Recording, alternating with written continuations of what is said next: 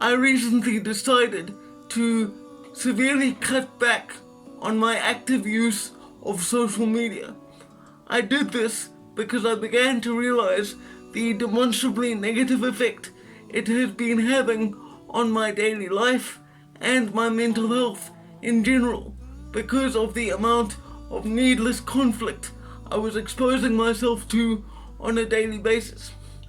In fact, I've just come off of what must be my third or fourth Facebook ban for a comment which the algorithm falsely interpreted as an incitement to violence.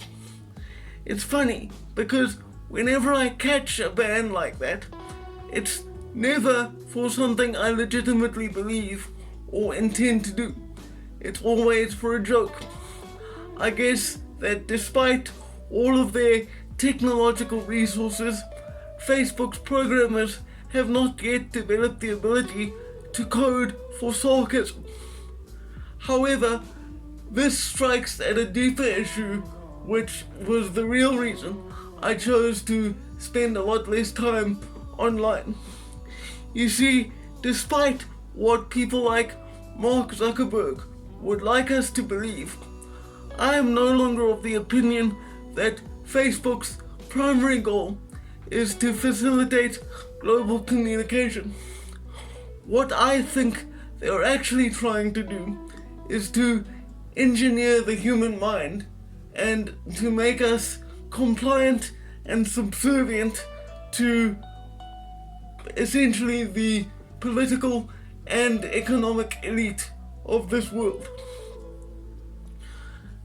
I say this because you can communicate however you choose to. That is, of course, as long as you don't break their terms of service, which can change at the drop of a hat.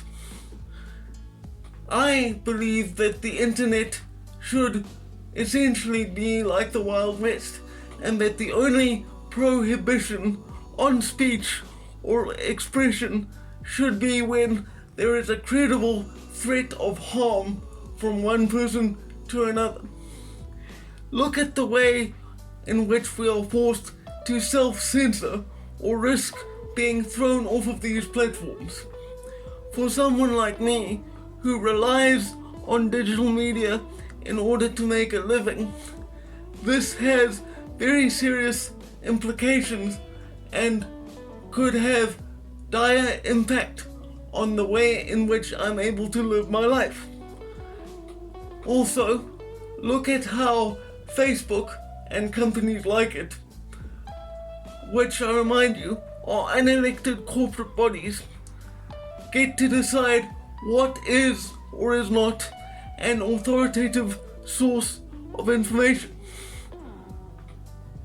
Did you ever think 5 or 10 years ago that Facebook would be telling you what is true and what isn't, and deciding which news organizations are acceptable and which aren't?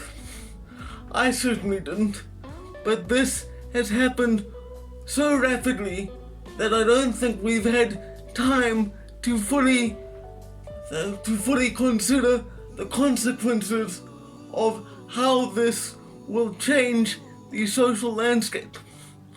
For instance, take the conflict between Russia and the Ukraine right now.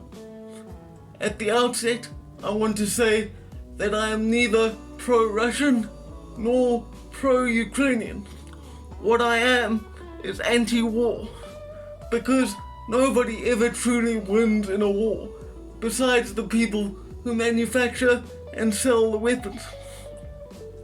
But what I find interesting is how severely any Russian news organization is either being suppressed or outright banned in terms of who can access it and from where. For example, the Russian state broadcaster, Russia Today, had previously been freely available in South Africa. Well, when I say freely, that's not quite true, because you had to pay a fee to access it on a local satellite TV station. But essentially, you know what I mean. Now, seeing as the global distributor has decided to cut the feed to Russia Today, that broadcaster here in South Africa can no longer provide Russia Today's services to the people in this country.